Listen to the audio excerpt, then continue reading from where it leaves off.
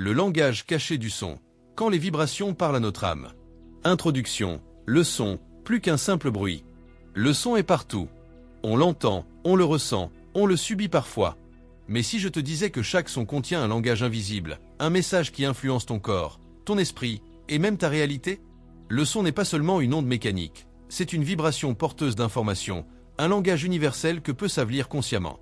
Partie 1. La science des vibrations, le son en tant qu'énergie. Et tout est vibration. À la base, tout dans l'univers vibre, la matière, la lumière, les émotions, et bien sûr, le son. Et en physique, le son est une onde mécanique qui se propage dans un milieu, mais il a un impact direct sur la matière. Au exemple, l'expérience du cinématique montre que des sons spécifiques créent des formes géométriques précises dans des particules de sable ou de liquide. Ces motifs ne sont pas aléatoires, ils révèlent un langage codé de l'harmonie. Partie 2. Le son et le corps humain, une symphonie intérieure. Et le corps humain est sensible au son bien au-delà de l'audition. Nos cellules, notre eau corporelle, 70% du corps, nos ondes cérébrales réagissent aux fréquences. Et la musique, les mantras, les mots, les intonations influencent. Nos émotions, musique triste ou joyeuse. Nos états de conscience, ondes alpha, bêta, gamma. Même notre ADN serait modulable par le son selon certaines études en épigénétique. Citation clé, le son est la médecine du futur. Edgar Cayce. Partie 3, le pouvoir des mots, la voix comme outil de création. Et nos paroles sont des sons. Et nos mots vibrent. Dire je t'aime ou je te hais a un impact énergétique mesurable. Et le chercheur Masaru Emoto a prouvé que les mots influencent la structure de l'eau. Des cristaux d'eau exposés à des mots positifs formaient des motifs harmonieux. Des mots négatifs créaient des formes chaotiques. Ton corps étant fait d'eau, que crois-tu que tes pensées et tes paroles lui font subir? Le son devient donc un outil de programmation. Tu peux programmer ton inconscient, ta santé, ta vie, par l'usage conscient des sons que tu émets ou que tu entends. Partie 4. Le son dans les traditions spirituelles. Et dans de nombreuses traditions. Le OM hindou. Le Amin musulman. Le chant grégorien chrétien. Tous utilisent des sons sacrés pour se connecter au divin. Et le son est perçu comme une passerelle entre le visible et l'invisible, entre le conscient et l'âme. Exemple, les chamans utilisent le tambour pour induire des états de transe, modifiant la conscience par les vibrations. Partie 5. Comment utiliser le langage caché du son dans ta vie? Le son est un portail. Ce que tu entends, ce que tu dis, ce que tu penses en silence, tout est son, tout est vibration. Le langage caché du son t'invite à une chose, écouter autrement. Car en comprenant ce langage subtil, tu peux réharmoniser ton monde intérieur et transformer ta réalité. Comment le langage des sons sculpte ta vie, sans que tu ne le saches? Le son est invisible. Il entre en toi sans frapper. Et pourtant, il te façonne de l'intérieur, en silence. Voici 5 façons puissantes dont le langage caché du son influence ta vie sans que tu t'en rendes compte. 1. Le son programme ton inconscient.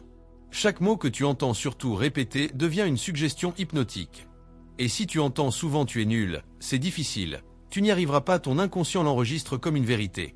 Et si tu entends tu peux y arriver, tu es capable, tu es assez, tu construis une identité de réussite.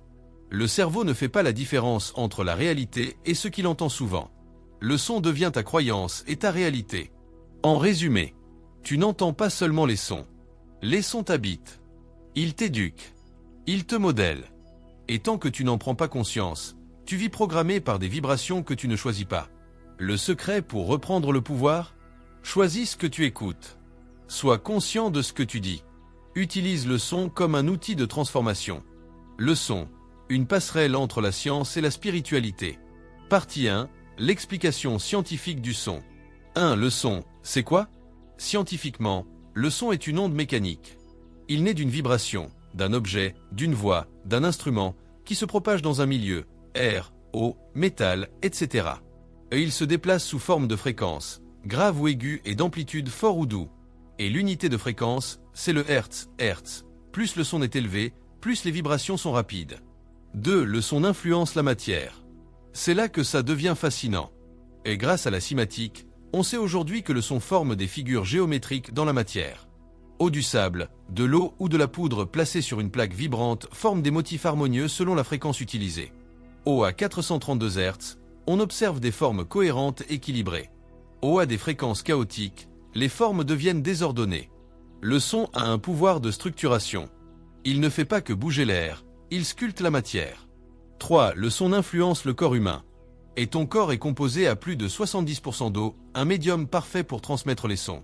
Et certaines fréquences affectent au ton rythme cardiaque, aux tes ondes cérébrales, alpha, bêta, delta, aux tes hormones, dopamine, cortisol, sérotonine.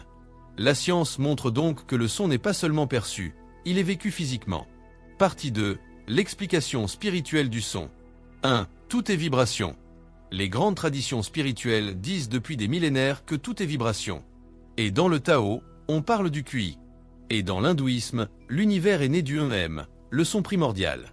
Et dans la Genèse, au commencement était le verbe, le mot, le son créateur.